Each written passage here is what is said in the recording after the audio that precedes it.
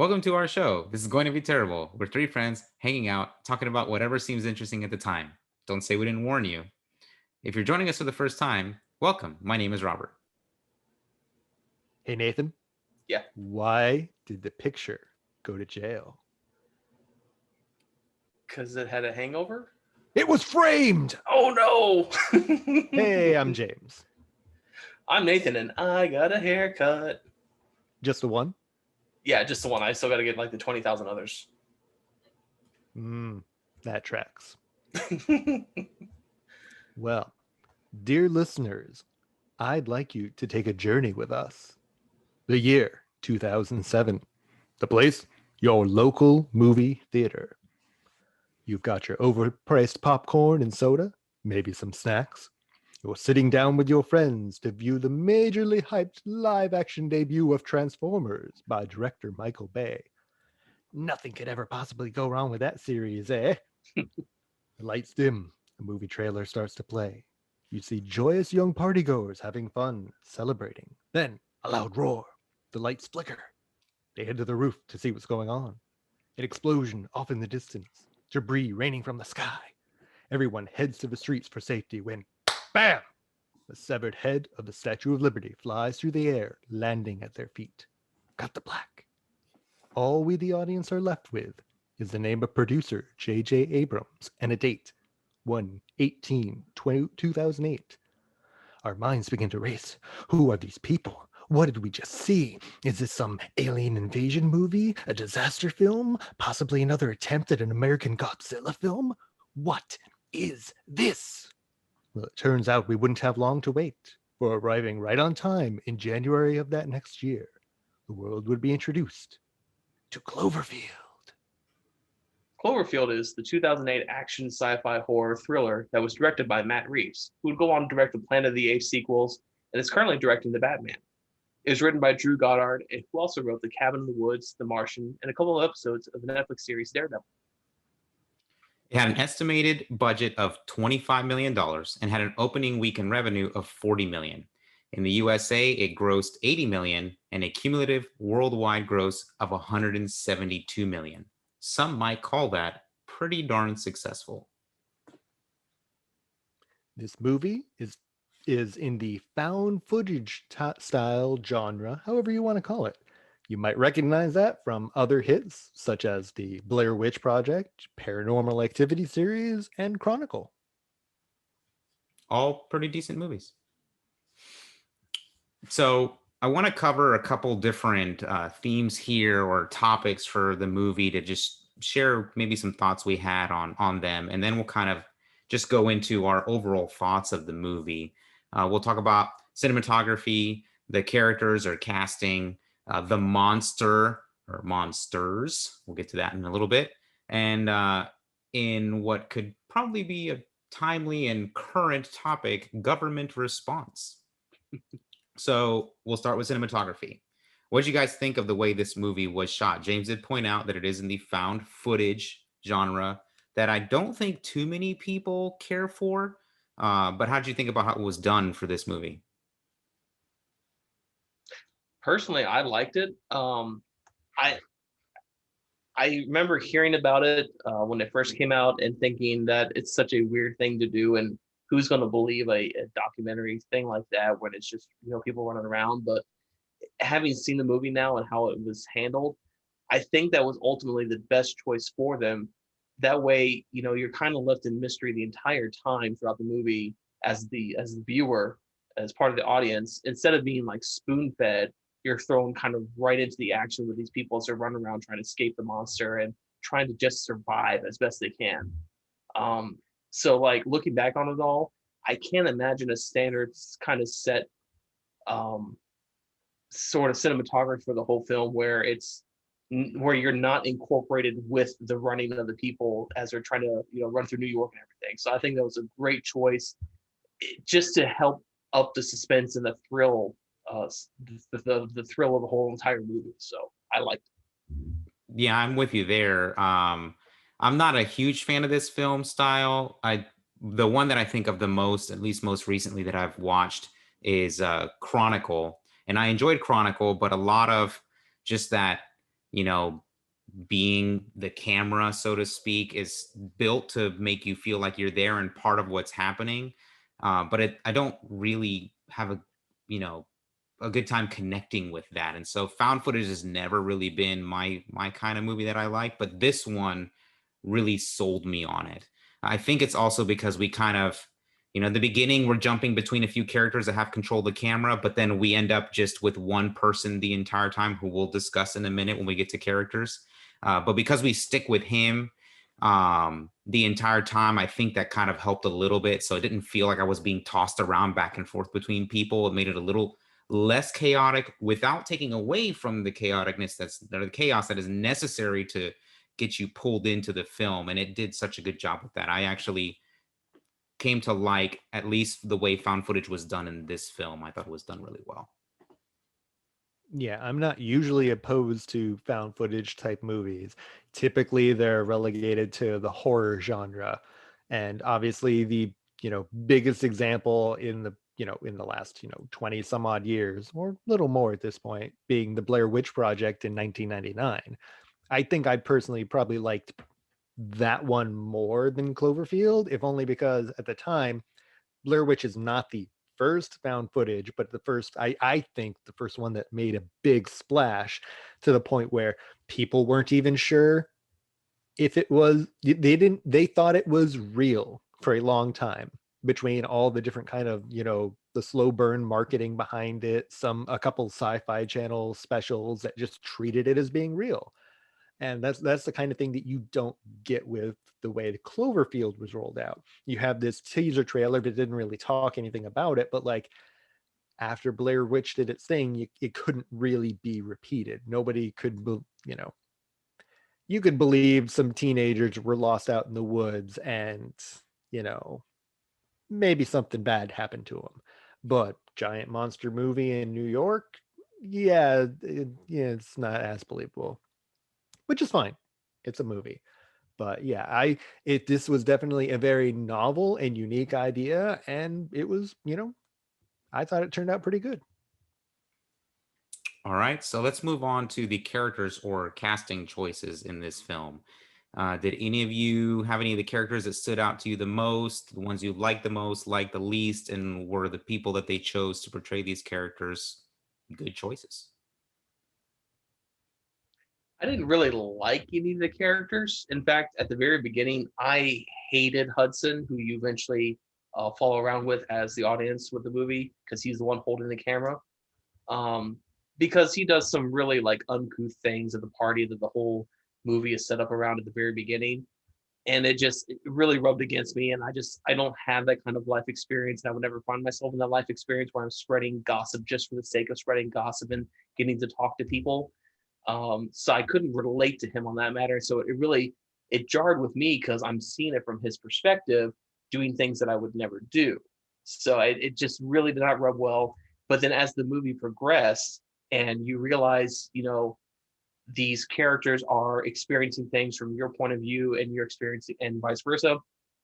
And you realize, he's basically seeing what the audience sees and asking what the audience asks and saying what this audience wants to say. And as it progresses, you realize he's a more raw and unfiltered kind of thing, reacting to what's going on, and then helping to carry the audience and, just take them on this journey through the film. And then I realized, okay, yeah, just because I can't relate to him doesn't mean that the rest of the audience won't be able to either. So at the end of the movie, I definitely did enjoy Hudson. Yeah, I'm with you there. The rest of the characters are largely forgettable and pretty vanilla. You've got, I guess we can go through them real quick. We've got Rob, who's the guy they're throwing the party for. He's leaving to Japan because he got some vice president gig. You've got his ex-girlfriend or love interest, Beth, who they go to rescue, and it's really arguably the whole reason the movie exists, really.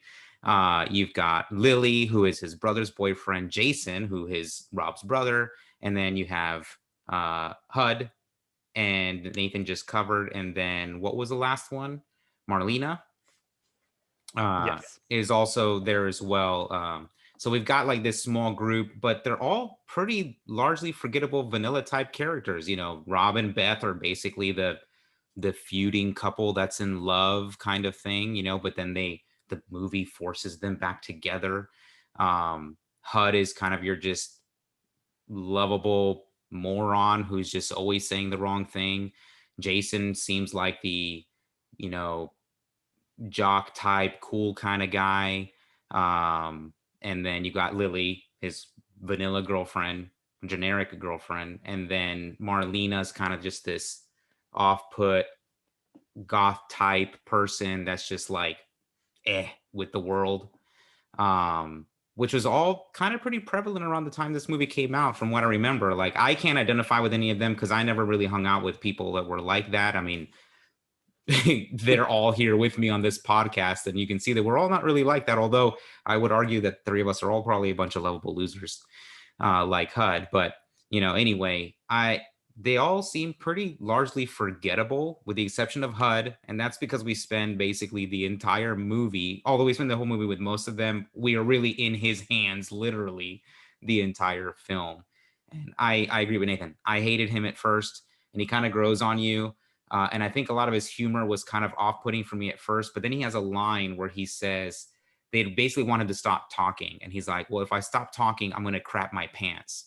And then you realize that a lot of he won't shut up because it is his way of coping with the situation. And that kind of just like opened up the character for me a little bit more. It's like, okay, I can be a little more forgiving about him not shutting up and saying the inappropriate thing at the inappropriate time, because it's his way of coping with what is happening. He's trying to be the relief for us during these tense moments. And so in that case, this character, at least out of all of them, works for me. And I think TJ Miller did a good job portraying that character. Yeah, I definitely agree on the sense that these people are forgettable. I, rewatched this movie less than a week ago, and I have to go to the Wikipedia page and see the cast just to remember who any of these people are. Like, none of them particularly stood out. They were all just, they're stereotypical, they fill in the hole that they need to in the plot. And honestly, they're all mostly just there to kind of get wrecked by these monsters. And that's fine. Speaking of monsters, there are two. There is the large monster, which the movie gets its name for, Clover. I guess it's its designation by the military. So Cloverfield, naturally, I guess. And then we learn later on in the movie that it spawns off these smaller insect spider-like, oh god, here we go again with spiders, creatures that also are attacking the city. The large monster being the biggest, most prevalent threat, and then the spiders being kind of the hidden, oh my god, horror aspect of this movie. What did you guys think of the monster? How it was brought, how it was portrayed visually, its impact to our characters, whatever you'd like to say about the monster and monsters. Well, first off, I don't think it's so much that the larger Clover monster spawns these little things. From what I've understood in some of the ARG or alternate reality game stuff, behind the scenes things, these are actual like parasites that are attached to this larger creature. So don't expect it to be like, the American Godzilla, where you got little Godzilla babies running around. No, these are just little parasite things. But I thought the design for Clover, wasn't bad. It seemed a little generic-y. It looked like if you take your, standard Cthulhu big squid guy and you shave off its tentacles, that's sort of what this looks like. Yeah, the big boy didn't really kind of thrill me all that much. I mean, it's like, okay, it's just another big monster wrecking the city. But the little ones, the parasites, those are the ones that freaked me out. They looked completely alien, and then you see that bite gash that goes on whatever forgettable woman number 3 is. Like those teeth, like, oh my god, I can't imagine getting bitten by those. And just how aggressive and fast they were. I mean, they were more selling on being terrible and terrifying than the big one was. And I think that was possibly the point of it, that the unknown is more terrifying than what's right in front of your face. and I kind of like it in that aspect, but just, you kind of expect the bigger monster to be the main focus, and it kind of is, but he also kind of takes a background point to where he's just kind of running around doing his own thing, but that's not the main villain, so to speak. And so it was really interesting how that kind of subtly gets slid into the whole narrative of the story. Yeah, I visually the monster, I agree with James, looks fine. It's not anything that stands out as, like a great looking monster or anything like that. It's not, a visual spectacle like any of the kaijus you see in Pacific Rim, for example. Um, and the movie does obscure its view from you a lot, which I think makes it hard to appreciate the way the monster looks. There's also a few moments where the CG just doesn't look so great on the monster. So I guess it's kind of good that they obscure it from you. And I'm with Nathan.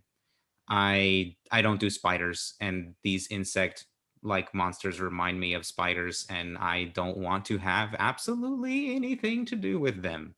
So when we've got scenes in there where you can hear them crawling around and they're like, someone turn on a light or turn on the night vision on the camera so we can see what this thing is, I'm like, no, do not do that. Just follow the rats and run and do not look back. And they don't, and they regret it, and it makes me regret watching that part of the movie. I may not sleep tonight.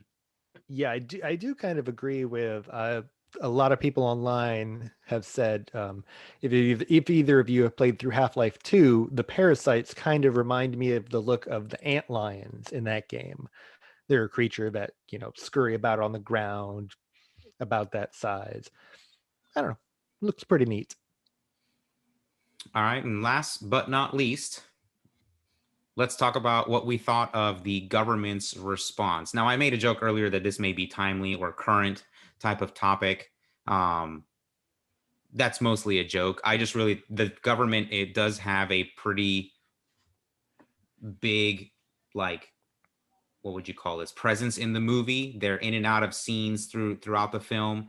And I'm curious what you guys thought about how the government responded to this threat and whether or not you found that response adequate, lacking, or over the top. I kind of liked how the government did respond, because it seemed like they responded in steps to the threat. They didn't just go in with guns blazing. They came in, they were trying to evacuate people as much as possible, get them away from the monster, get them off the island however possible. And then they came in with actual foot soldiers and tanks and trying to shoot it and possibly contain it away from where they're trying to evacuate the people from, so they can continue to keep civilians safe. And then when all else had failed, that's when they dropped the big bomb to possibly try to contain it on the island and not have it go any further away or anything like that. So, I mean, I felt the response was pretty realistic and justified, and like, according to the threat that was presented, and then just again concerning the evacuation, it was believable to me. So I liked it.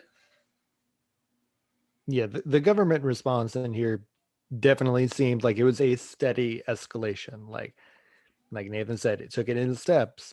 Like eventually, we come down to the finale where they've got no choice, but they fire a couple. I think, were they actually nukes or were they just bombs? I don't remember, to be honest.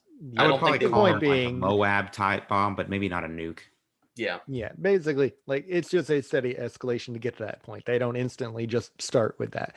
The only thing that kind of struck me as like a little off was when we have the one military commander that basically lets the group go off on their own and be like, hey, I'm not going to stop you, but you've got to be out of this area by a certain time. Go try to save your friend if you can.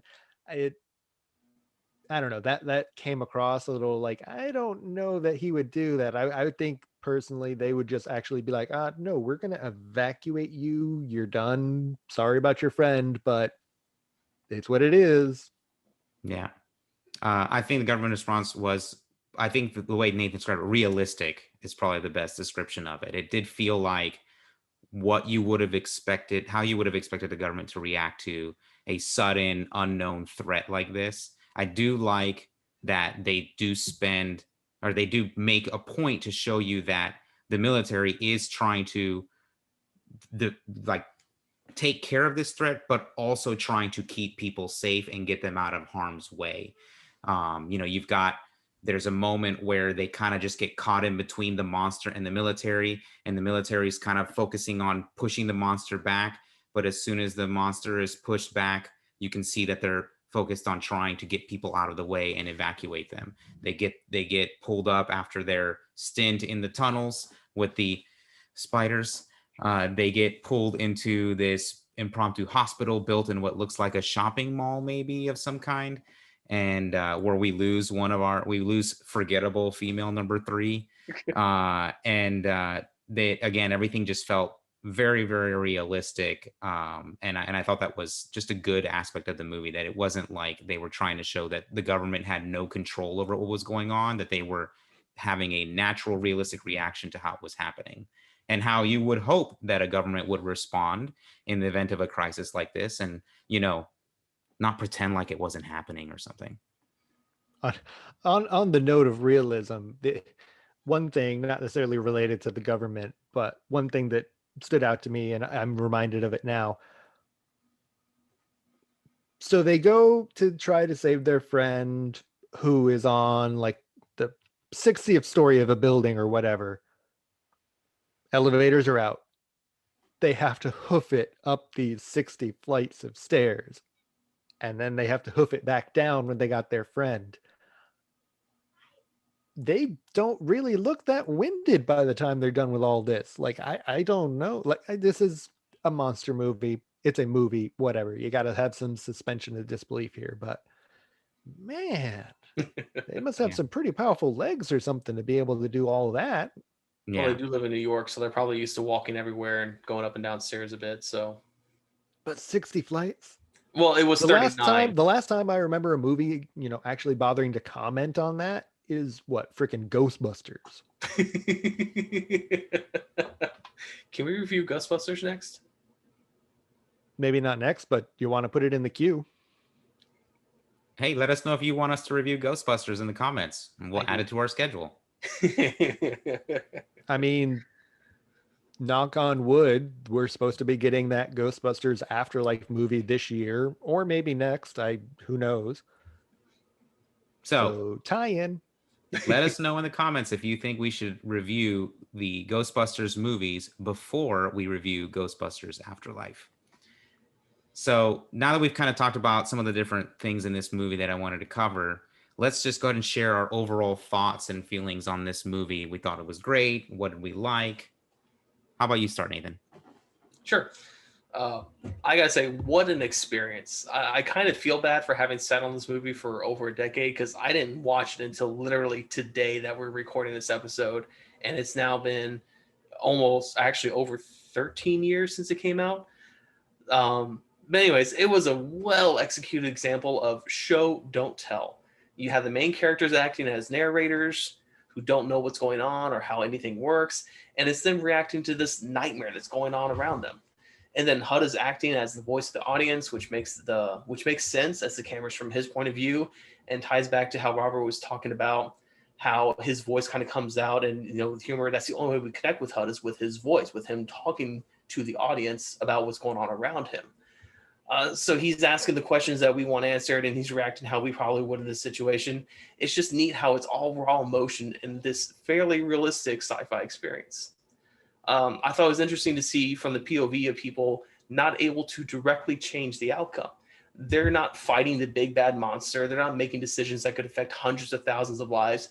They're not on the side of the monster acting as acolytes or whatnot. They're the ones who are having everything happen to them, and they just have to react, and they have no choice over how their outcome is going to be, except for little things that ultimately amount to nothing, except for maybe Lily. I forget if she survives or not, but anyways, this all reminded me of like the Babylon 5 episode, A View from the Gallery, which follows two maintenance workers, Mac and Bo, more so than the leading characters of John Sheridan or Glenn. Or the Zeppo episode, Buffy the Vampire Slayer, where Xander is the main focus, and he's trying to prove his worth and getting into regular mortal mishaps, while the B story of that episode is everyone else is stopping an apocalypse that the viewer only gets glimpses of. Yeah, even with its flaws, Cloverfield is well worth a watch based simply on the novelty and uniqueness of it. The idea to set a found footage movie during a giant monster attack works really well. The main characters are nothing to write home about and easily forgettable, but considering they're mostly here to showcase how dangerous the monsters are, you can kind of give them a pass. The design of the main monster works pretty well. And but if there's like one complaint I have against the movie, it's like I would have liked to see more of this monster. But whatever. The main focus is the story is all these characters trying to find their friend and escape. It's not like, again, like they were actively trying to chase the monster or confront it, kind of like what Nathan said. I also sympathize with anybody who might be frustrated by the movie not really giving us any answers about like where the monster came from, what the monster is, why it's attacking, etc. This might just kind of be a clear early example of J.J. Abrams presenting the audience with a mystery box and leaving things hanging at the end. Still, again, I'd recommend giving Cloverfield a watch at least once, but it's not anything I intend on revisiting regularly. Nathan and James are pretty much summing up my thoughts on this perfectly. I agree with them wholeheartedly on everything that they've said. This movie is fantastic. I don't know why I passed it up years ago when it came out. Maybe it was the odd marketing campaign, or maybe it just didn't interest me. I mean, thriller and horror movies aren't my thing, but sci-fi and action are. So maybe I just gave it a coin flip and decided, nah, I'm going to pass on this. And I kind of regret it. I kind of regret it. I too watched it today, just like Nathan, just before recording this episode, and I was drawn in from the very beginning. It just, something about it just stuck out to me. I think one of the things that hits me the most is just how emotionally connected the movie makes you feel the entire time. Like, I know one of the more heartbreaking moments for me was, there's kind of this B plot, again, the whole thing that drives the movie where I'm not forgetting his name, Rob and Beth. This is how forgettable these people are, right? Rob and Beth, were together, but then they're not, and whatever. And, he misses her and he's going to leave or whatever. And so this camera was Rob's, where he had recorded kind of like their last good day together, where they were happy and enjoying time in New York City and going to Coney Island. And then partway through the movie, you learn that they are recording all of this, and it's during the party. You learn they're recording all this over that tape. And when Rob finds out, like, you can see like his heart break, and my heart broke with him. Like, I was like, man, that sucks. Like, and the fact that then all of this stuff happens afterwards kind of makes you forget about that whole thing. But then little by little times here and there, they pop it back up, where a little piece of their day together will pop up in the middle of the movie, reminding you about how these two characters were connected before all this happened and why Rob is doing this. He's trying to get back this wonderful memory he lost because it's now being recorded over by the tape. And then the movie ends with the two of them together, and then Beth ironically saying into the camera, "I had a good day," even though the day that we just experienced was not good in any way, and they are probably all dead. But it just added this layer of depth and meaning to the movie that was just amazing to me. Like, just if that wasn't in the movie at all, the movie would still be great. The monster's good, the tension is there, you're in for this ride. It's a really good action sci-fi thriller horror movie. And then just throwing this kind of subtle hidden layer of this love story, if you will, and him trying to recapture that after having lost it, just made it even better for me. I thought that was a really cool angle that I hope everybody catches when they watch it going forward. Now, I'd be remiss if I didn't briefly bring up Cloverfield's lasting legacy. While it has yet to have a direct sequel, it did spawn two kind of sort of sequels in 2016's 10 Cloverfield Lane and 2018's The Cloverfield Paradox. Neither of the two movies follow up on the events of Cloverfield, but instead they kind of treat it as like an umbrella for telling similar stories, and they do have like Easter egg type connections to that original film. Personally, I really enjoyed 10 Cloverfield Lane. It has some great acting by Mary Elizabeth Winstead and John Goodman in a small bottle type setting, while the Cloverfield Paradox is just your typical B movie fare that ultimately tries too hard and falls flat. So now that we've concluded our review of Cloverfield, let's jump into Terrible Times, where we share what we're into right now. So this last week, I ended up catching a movie called Game Master. It came out last year, 2020. Wow, that's nice to say. And it's available for streaming on Amazon Prime. And it's about four board game designers and kind of following them through their project, and how their origins for the project, and like going through whether it's Kickstarter or however else they deal with it. And it was just an interesting look at the behind the scenes on some board game stuff. And the one that I found the most interesting out of the four was this young Pakistani woman who, her game was about arranged marriages. And in the game, you play as a young Pakistani woman trying to avoid being placed into an arranged marriage. And she used that as a kind of commentary and a way to bring it up to her parents that this is not something that she wanted them to consistently try to force on her. And this was her way to try to get out of it and avoid this. And I don't know, overall I thought the movie was pretty good and it's worth a watch. Nice breezy hour and a half.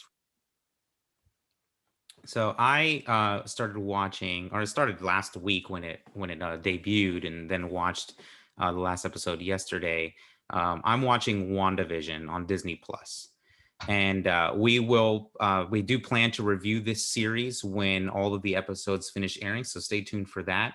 But I gotta say that so far these first 3 episodes are absolutely wonderful.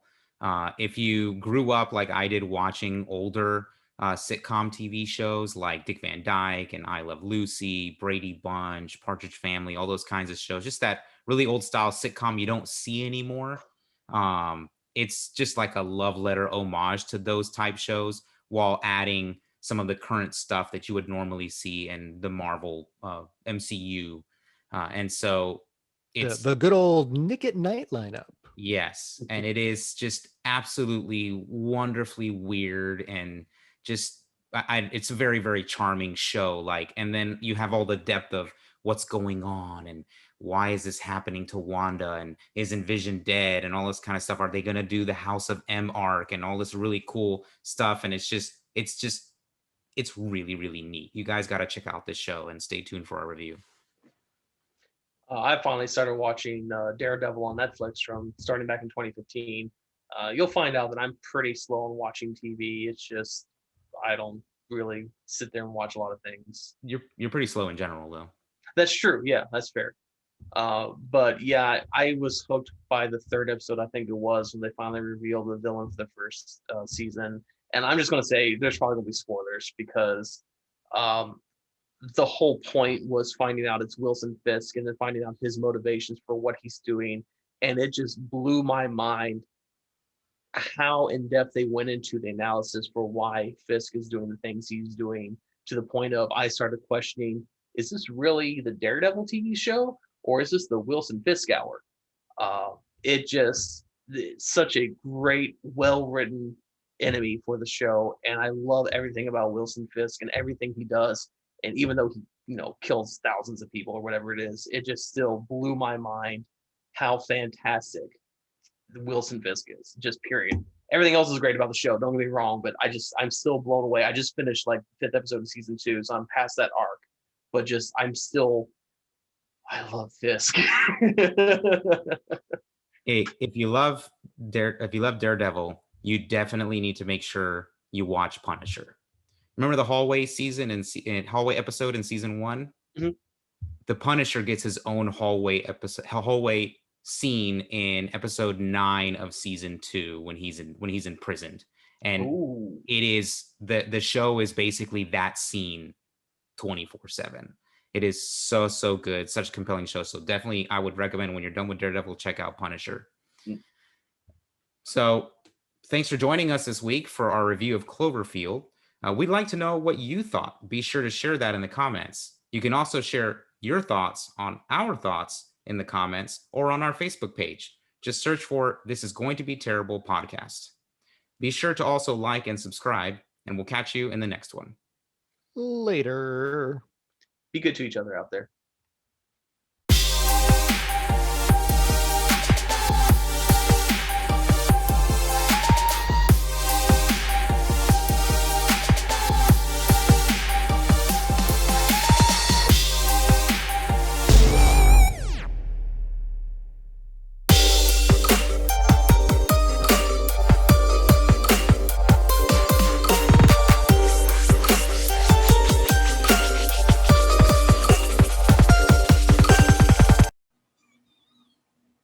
Oh, wait, I got to do the intro? I can do it. I'm just kidding. Welcome to our show. This is going to be terrible. We are three friends hanging out and doing whatever seems interesting at the time. Don't say we didn't warn you. You're supposed to do that. If you're joining us for the first time, welcome. My name is Robert. I was waiting for you to do that part. I was waiting for Nathan to do that as well. Hi, I'm Nathan, and I got a haircut. I thought we were totally going to switch roles here for a second. I was waiting for that.